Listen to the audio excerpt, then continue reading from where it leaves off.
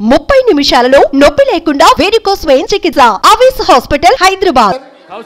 విద్యుత్ సరఫరాలో బిల్లుల వసూలులో ఈ రోజు హరీష్ రావు గారు బాధ్యత వహిస్తున్న సిద్దిపేటలో 61.37% అధ్యక్ష, గజ్వెల్ మాజీ ముఖ్యమంత్రి గారు ప్రాతినిధ్యం వహిస్తున్న శాసనసభ నియోజకవర్గంలో 50.29 ట్రాన్స్మిషన్ లాసెస్. ఇప్పటి వరకు అక్బరుద్దీన్ ఓవైసీ గారు ఏదైతే చెప్తున్నారో హైదరాబాద్ సౌత్ నుంచి 43% ట్రాన్స్మిషన్ లాసెస్. ఈ రాష్ట్రంలో అత్యధికంగా విద్యుత్ వినియోగం చేసే దాంట్లో బిల్లులు ఎగవేసిన దాంట్లో మొదటి స్థానం సిద్దిపేట ఉంది, రెండవ స్థానంలో గజ్వేల్ ఉంది, మూడవ స్థానంలో హైదరాబాద్ సౌత్ ఉంది. ఈ ముగ్గురు లీడర్లే 10 సంవత్సరాలు తెలంగాణ రాష్ట్రాన్ని పరిపాలించి విద్యుత్ బకాయిలు చెల్లించక మొండి బకాయిలల్లా సిద్దిపేట, గజ్వేల్, హైదరాబాద్ సౌత్ ఉన్నది అధ్యక్ష. ఈ రోజు మొత్తం విద్యుత్ రంగమే దివాలా తీయడానికి, అప్పుల పాలు కావడానికి ఈ 3 ప్రాంతాల నుంచి బిల్లులు చెల్లించకపోవడం వల్ల ఈ రోజు ఈ పరిస్థితి దాపురించింది. నేను ఇప్పుడు మీ ద్వారా సభ్యులను నేను అడుగుతున్నా అధ్యక్ష, ఇన్ని పెండింగ్ బకాయిలు ఉన్నాయి, ఇంత బాధ్యతతో మాట్లాడినా, ఇంత డేటా తీసుకొని మాట్లాడినా అక్బరుద్దీన్ ఓవైసీ గారు ఎస్ మా ప్రాంతాల నుంచి బిల్లు చెల్లింపుల్లో బకాయిలు ఉన్నాయి, నేను హరీష్ రావు గారు అదేవిధంగా చంద్రశేఖరరావు గారు బాధ్యత తీసుకొని ఈ బిల్లులు చెల్లిస్తామని ఎందుకు ముందుకు రాలేదు సార్? ఇది పద్ధతే సార్? అదేవిధంగా స్పీకర్ సార్ ఇన్ని విషయాలు మాట్లాడినప్పుడు అక్బరుద్దీన్ ఓవైసీ గారు అంతకంటే ముందు జగదీశ్వర్ రెడ్డి గారు మాట్లాడుతూ రాష్ట్రంలో ఎక్కడైనా విద్యుత్ కోతలు ఉన్నాయా, ఏ రైతులైనా రోడ్డు మీదకి వచ్చి ధర్నా చేసిండ్రా, ఏ రైతులైనా విద్యుత్ రావడం లేదని అడిగినరా అని చెప్పి మాజీ మంత్రి జగదీశ్వర్ రెడ్డి గారు మాట్లాడినరు. వారి సమాచారం కోసం నేను చెప్తున్నా స్పీకర్ సార్, కామారెడ్డి ఎక్కడి నుంచి అయితే కేసీఆర్ గారు గెలవాలని వెళ్ళిపోయి ఎన్నికల్లో పోటీ చేసిండో ఆ కామారెడ్డిలో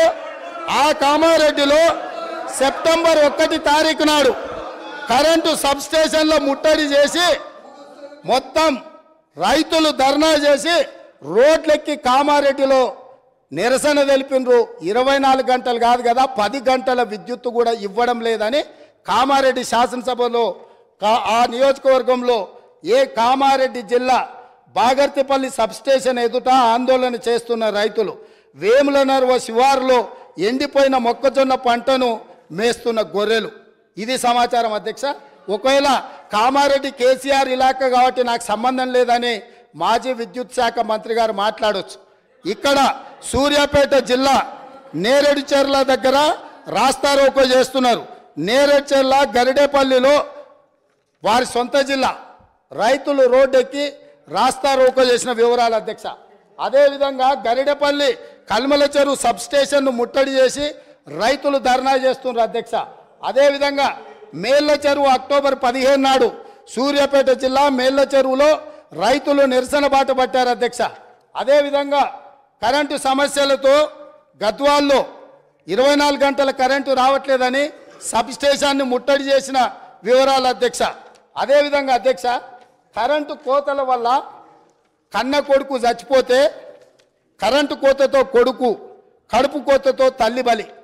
కరెంటు సరైన సమయంలో ఇవ్వకపోవడం వల్ల కొడుకు చనిపోతే ఆ దుఃఖాన్ని భరించలేక కొద్ది గంటల్లోనే కొడుకు శవాన్ని కూడా దాన సంస్కారాలు చేయకముందే ఆ తల్లి, కొడుకు పేరు కొమరయ్య, తల్లి పేరు ముత్తవ్వ, డోర్నకల్ వరంగల్ ప్రాంతంలో 2 ఏళ్ళుగా వ్యవసాయం కలిసి రావడం లేదని అప్పులు పెరిగిపోయాయి. వాటిని తీర్చేందుకు కొమరయ్య సాగును పెంచాడు. కానీ విద్యుత్ రాకపోవడం వల్ల కొమరయ్య అనే రైతు చచ్చిపోతే ఆ దుఃఖాన్ని తట్టుకోలేక గుండె బగిలి కన్న తల్లి ముత్తవ్వ కూడా చనిపోయింది అధ్యక్ష. ఇదే కాదు అధ్యక్ష, ఇంత ప్రోగ్రెస్ రిపోర్ట్ చదివిండు కదా మా మిత్రుడు.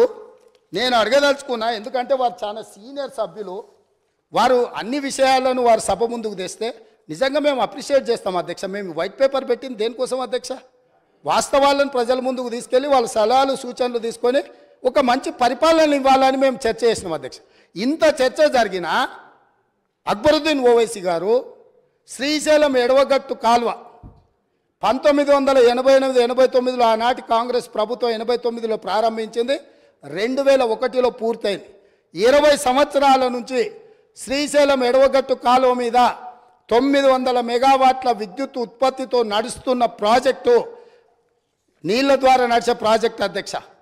అక్కడ ఈ ప్రాజెక్టును మేము నిర్మిస్తే నిర్వహణ లోపం వల్ల ఆగస్టు 22, 2020 నాడు ప్రభుత్వ నిర్లక్ష్యం వల్ల 2 రోజుల ముందే హెచ్చరించిన ఇక్కడ సమస్యలు ఉన్నాయి, తక్షణమే అధికారుల నిపుణులను పంపించి ఈ సమస్యల్ని పరిష్కరించండి, లేకపోతే పెను ప్రమాదం జరగబోతుందని అక్కడ అధికారులు ఇక్కడ ఉండే అధికారులకు హెచ్చరిక లెటర్ పంపించిన వారు మంత్రిగా ఉన్నప్పుడు నిర్లక్ష్యం వల్ల పట్టించుకోకపోవడం వల్ల శ్రీశైలం విద్యుత్ సొరంగం 900 మెగావాట్లది బ్లాస్ట్ అయి 9 మంది చచ్చిపోయినారు అధ్యక్ష.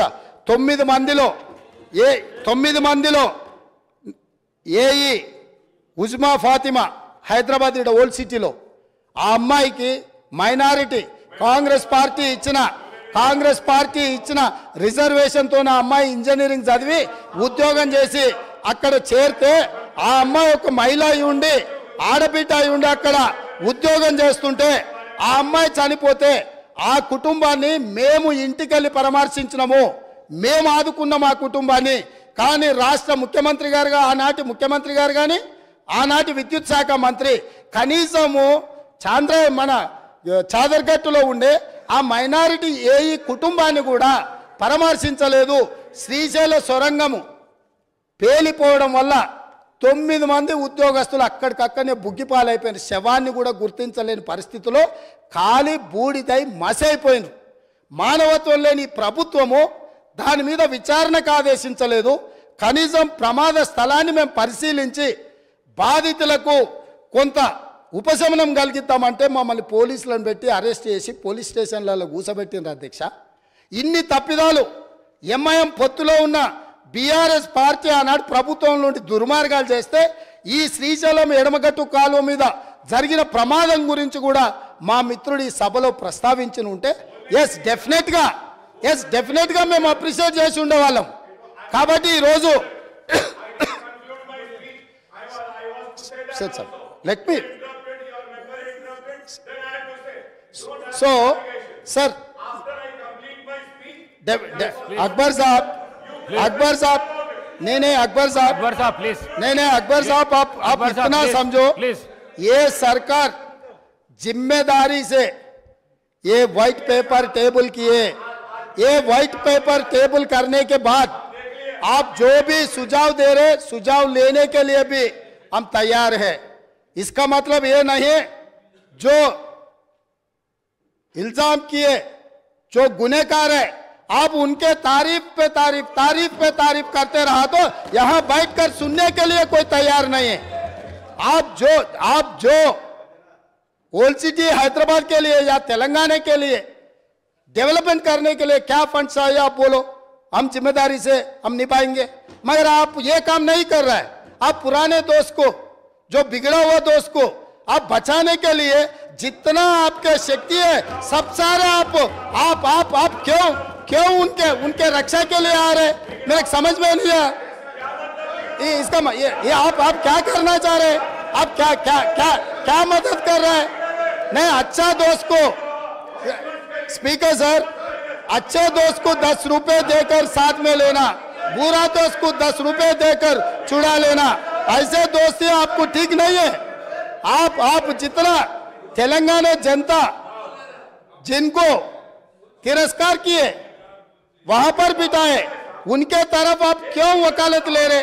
अब रहा अब फाइनल बात है, आप 7 सीट जीते मगर बहादुरपुरा में कितने वोटों से जीते, नामपल्ली में कितने वोटों से जीते, एक बार ये भी आप हिसाब किताब ले लो. अकबर साहब हमको कोई एतराज नहीं है, आपके पार्टी जिताने के लिए आपके पार्टी अगर 9 सीट 10 सीट 12 सीट कुछ भी जीतने के लिए आपका पॉलिटिकल पार्टी का हक है, मगर माइनॉरिटी का हक बचाने का जिम्मेदारी हमारे है. हर बहुत सारे प्रदेशों में हम मुख्यमंत्री बनाए, इस देश का राष्ट्रपति माइनॉरिटी को हमने बनाया, आपने नहीं बनाया. आप नहीं बनाया. बिहार के, उत्तर प्रदेश के, महाराष्ट्र में हम लोग मुख्यमंत्री बनाए माइनॉरिटीज को, इस देश का राष्ट्रपति हम ही ने बनाया माइनॉरिटी को। आपके सुझाव से नहीं, हमारे जिम्मेदारी है माइनॉरिटी को साथ में लेकर चलने का। हम किसी से माइनॉरिटी वेलफेयर के लिए किसी से सीखने का जरूरत नहीं है। 4% रिजर्वेशन दिया हमने दिए, 12% वादा किया, धोखा किया उस आदमी से, आप दोस्ती कर रहे, ये ठीक नहीं। आपका मर्जी, आप डिसाइड कर लो किसके साथ में रहना, मोदी के साथ में रहना, मोदी को मदद करने वाले के साथ में रहना, न्यूट्रल रहना, सेक्युलर रहना, आपका मर्जी है, आपका मर्जी को हम कुछ नहीं बोल सकते। मगर कांग्रेस के ऊपर जब इल्जाम लगाने के लिए कोशिश कर रहा है, सोच कर इल्जाम करो, क्योंकि अब हम लोग స్పీకర్ సార్ నేను ఒకటే మాట చెప్పదలుచుకున్నా, వాళ్ళ ఇష్టం, వాళ్ళు స్వతంత్రమైన రాజకీయ పార్టీ, వాళ్ళు ఎవరితోనైనా పొత్తులు పెట్టుకోవచ్చు, వాళ్ళు ఎక్కడైనా పోటీ చేయొచ్చు. వాళ్ళు పొత్తులు పెట్టుకునేదాన్ని, పోటీ చేసేదాన్ని కాంగ్రెస్ ఎప్పుడు వ్యతిరేకించదు. మా విధానం మాది, వాళ్ళ విధానం వాళ్ళది. అయితే మైనారిటీ యొక్క వెల్ఫేర్ కావచ్చు, డెవలప్మెంట్ కావచ్చు, మా ప్రభుత్వం కట్టుబడి ఉన్నది 100%. ఉమ్మడి ఆంధ్రప్రదేశ్లో కూడా కమాలుద్దీన్ గారిని పిసిసి అధ్యక్షుడిగా చేసిన చరిత్ర కాంగ్రెస్ పార్టీది. ఆనాడు ఉమ్మడి ఆంధ్రప్రదేశ్లో హోమ్ మినిస్టర్గా మైనారిటీని పెట్టిన చరిత్ర కాంగ్రెస్ పార్టీది. కాబట్టి మైనారిటీల విషయంలో కాంగ్రెస్ చిత్తశుద్ధిని ఎవరు శంకించవలసిన పని లేదు. వారు ఎక్కడి నుంచి అయితే ఎన్నిక వచ్చిండ్రో ఆ ప్రాంతమే కాదు, రాష్ట్రంలో ఏ ప్రాంత అభివృద్ధికి పోయినా వారు మాట్లాడవచ్చు, వారు సూచనలు చేయొచ్చు, వారిని సూచన చేయాల్సిందిగా నేను కోరుతున్నా. సార్ 55 సంవత్సరాల కాంగ్రెస్ పార్టీ చరిత్ర, కాంగ్రెస్ పార్టీ నిర్వాకం, విద్యుత్ విషయం అడుగుతారు ఇనరా మళ్ళా అదే చెప్తున్నా. అధ్యక్ష నేను చెప్తలేను, వైట్ పేపర్లో ఇలా చాలా గొప్పగా ఈ ప్రభుత్వమే స్పష్టంగా చెప్పింది అధ్యక్ష. ఏం చెప్పింది అధ్యక్ష? మాకు ప్రజలు 11 సార్లు అవకాశం ఇస్తే, 50 ఏళ్ళ అవకాశం ఇస్తే మేము ఇయ్యగలిగింది 2014 నాటికి 6 గంటల కరెంటు మాత్రమే. అంతటి అసమర్థత మాది, అంతటి చేతగానితనం మాది అని వాళ్ళే ఒప్పుకున్నారు అధ్యక్ష. చెప్పనండి అధ్యక్ష, నేనేం అన్పార్లమెంటరీ మాట్లాడతలేను, శ్వేతపత్రంలోదే మాట్లాడుతున్నా అధ్యక్ష. కాంగ్రెస్ అధ్యక్ష ఇప్పుడు మీది కాంగ్రెస్ పార్టీ కాదు సార్ అధ్యక్ష, మీరు మాకు అవకాశం ఇవ్వాలి సార్. తప్పు సార్ సార్, ఆయన మాట్లాడినప్పుడు నాకు అవకాశం ఇవ్వాలి మీరు దయచేసి. అధ్యక్ష విజయవాడలో రాయలసీమ థర్మల్ పవర్ కేంద్రం ఎక్కడ పెట్టిన అధ్యక్ష? కడపలో బొగ్గుందా అధ్యక్ష? కడపలో నీళ్లున్నాయా అధ్యక్ష? విజయవాడలో బొగ్గుందా? ఇలా బాగా మాట్లాడుతున్నారు. ఆ రోజు తెలంగాణలో విద్యుత్ కేంద్రాలు కట్టకుండా తెలంగాణ ఏర్పడే నాటికి 2700 లోటు మెగావాట్లతో 2700 మెగావాట్ల లోటుతో ఆనాడు మాకు నష్టాల్లో అప్పజెప్పిపోయింది. వీళ్ళు కాదా అధ్యక్ష? 6 గంటల కరెంట్ ఇచ్చింది వీళ్ళు కాదా? నేదునూరు గురించి మాట్లాడుతున్నారు అధ్యక్ష, నేదునూరు గురించి చెప్తా అధ్యక్ష. నేదునూరులో భూసేకరణ చేసి, ఆయన చెప్పిందే చెప్తున్నా సార్. నేదునూరులో గ్యాస్ ఆధారిత విద్యుత్ కేంద్రం పెడతామన్నారు. శంకర్పల్లిలో జయపాల్ రెడ్డి గారు, మేము ఒక నేదునూరులోనే ధర్నా చేయలేదు సార్. మీ జిల్లా శంకర్పల్లిలో కూడా మేమే ధర్నా చేసినాం, నేదునూరులో కూడా మేమే ధర్నా చేసినాం. 2 దగ్గరలో రైతుల భూములు తీసుకున్నారు. గ్యాస్ సార్ ఇప్పుడు వైట్ పేపర్ మీద చర్చ జరుగుతుంది అధ్యక్ష. సార్ మా గౌరవ సహచర మంత్రి గారు నేదునూరు గురించి అడిగారు.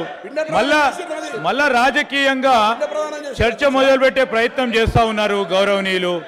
మేము అడుగుతా ఉన్నాము, ఎవరైతే సిపిఐ సభ్యులు వారి చర్చ ఇంకా జరిగేది ఉందో చెప్పండి. తర్వాత వారి పూర్తి స్థాయిలో క్లారిఫికేషన్లో అడగమనండి సార్. తప్పకుండా పూర్తి స్థాయిలో వారు జవాబు చెప్తారు పవర్ మంత్రి గారు. దయచేసి మరి ఆ చర్చను కొనసాగించే విధంగా సిపిఐ గౌరవ శాసనసభ్యులకు అవకాశం అనుకుంటారు. సార్ అది జైపూర్ ఫౌండేషన్ వేసినాడు. నా పిండ ప్రదానం చేశారు, ఒక సభ్యుని ఆవేదన చెప్పుకుంటాడు. కడప కర్నూలు గురించి మాట్లాడతారు అధ్యక్ష. నా జిల్లాలో ఎందుకు చేయలే? పిండ ప్రదానం చేశారు కదా అని అడుగుతాను అధ్యక్ష. ఇవాళ ఎందుకు మీరు ఆ ప్రాజెక్టు చేపట్టలేని అడుగుతా, దానికి ఎందుకు సార్? మంత్రి గారు అడిగిన ప్రశ్నకు జవాబే ఇవ్వండి మీరు దయచేసి. ఇలా బాధ ఎక్కడ అనిపిస్తుంది సార్ అంటే, సరే మంత్రులకు ఆవేశం రావచ్చు, పాపం వారికి ఏదో గతంలో ఏదో అవమానం జరిగిందని బాధపడుతుండొచ్చు. కానీ మరి స్వయంగా ఈ ముఖ్యమంత్రి గారే మా నాయకుడు కేసీఆర్ గారి పిండం పెడతా అని చెప్పి మాట్లాడిన నాయకుడు. సరిగ్గా దాని గురించి నేను పోను, కానీ దాని లోపలికి నేను పోను. కానీ అధ్యక్ష, వారికి తెలవాలా, మంత్రి వారికి తెలవాలా. ముఖ్యంగా శ్వేతపత్రం ప్రచురించింది ప్రభుత్వం, అన్ని సమగ్రమైన సమాచారంతో అవగాహనతో రావాలి. నేదునూరులో ఎక్కడ మానకొండూరు నియోజకవర్గం నేదునూరులో, అదేవిధంగా శంకర్పల్లి, ఇవాళ చేవెళ్ళ నియోజకవర్గం శంకర్పల్లిలో ఆనాడు యూపీఏ ప్రభుత్వం ఉన్నప్పుడు గ్యాస్ ఆధారిత విద్యుత్ కేంద్రాలు నెలకొల్పుతామని చెప్పి భూసేకరణ చేసిండ్రు, రైతుల దగ్గర తీసుకున్నారు. మేము టీఆర్ఎస్ పార్టీగా ఆనాడు ఒక దగ్గర ధర్నా చేయలే, ఒక వ్యక్తికి వ్యతిరేకంగా ధర్నా చేయలే. కేంద్ర ప్రభుత్వమే తీసుకున్న నిర్ణయాన్ని గ్యాస్ ఆధారిత విద్యుత్ కేంద్రాలు ఎందుకు పెడతలేరు, బొగ్గు లేని విజయవాడలో ఎందుకు పెడతారు, బొగ్గు నీళ్లు లేని రాయలసీమలు ఎందుకు పెడతారు, మా కాడ ఎందుకు పెట్టరు అని ఆనాడు తెలంగాణ ప్రయోజనాల కోసం తప్పకుండా తెలంగాణ బిడ్డలుగా తెలంగాణ రాష్ట్రాన్ని సాధించిన పార్టీగా కొట్లాడినాం, గట్టి కొట్లాడినాం. అధ్యక్ష, నేను ఒకటే అడుగుతా ఉన్నా, గౌరవ మంత్రి గారికి అవగాహన ఉండాలా. ఈ దేశంలో ఎక్కడన్నా గ్యాస్ ఆధారిత విద్యుత్ కేంద్రం సఫలమైందా? నేదునూరులో గ్యాస్ అలొకేషన్ అయ్యిందా?